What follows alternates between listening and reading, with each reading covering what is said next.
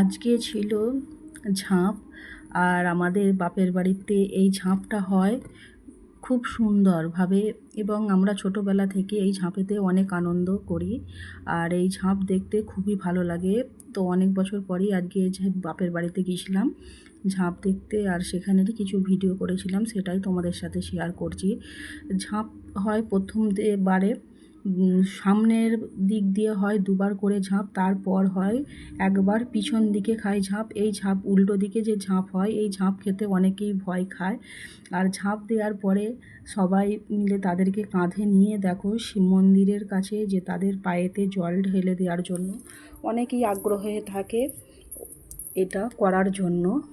আর এর মাঝে মাঝে কি হয় যে এখানে অনেক বাতাসা ছড়ানো, এমনকি আইসক্রিম পর্যন্ত ছড়ানো হয়, লজেন্স ছড়ানো, খুব আনন্দ হয়।